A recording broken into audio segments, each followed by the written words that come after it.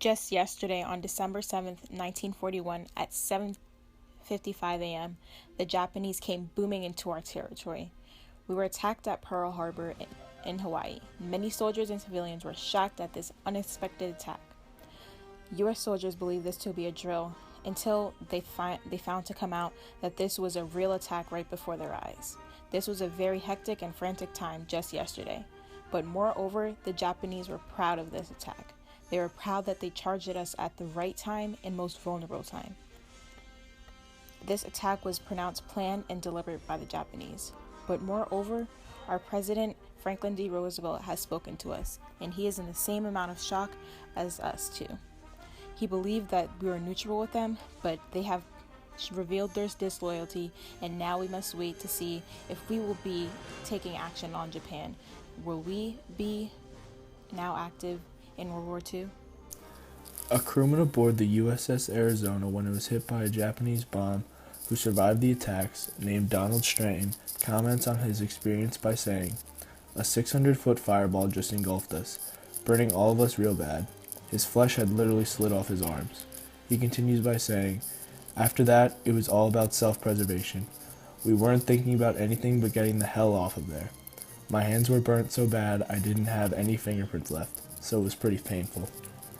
In total, the attack's death toll was 2,403 people, 2,008 of which were Navy personnel. 1,177 of those were crew from the USS Arizona. There was also 210 Army personnel, 109 Marines, and 68 civilians killed. The attack on Pearl Harbor was an unexpected one to the nation.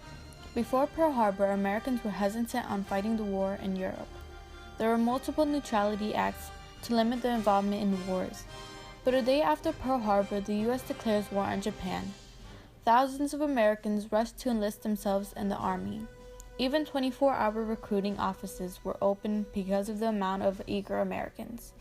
Along with Americans being eager to join the Army, Americans now had tense relationships with the Japanese Americans because of Pearl Harbor. In reaction to the attack, FDR passes the Executive Order 9066, sending Japanese Americans to internment camps. The average American now feared Japanese Americans because of the attack, paranoid that they are spies. Americans no longer feel safe around the Japanese Americans, and it's a beginning to a whole new race prejudice. Being a Japanese American after Pearl Harbor was a nightmare. Their everyday lives were turned upside down. All Japanese Americans were imprisoned in internment camps.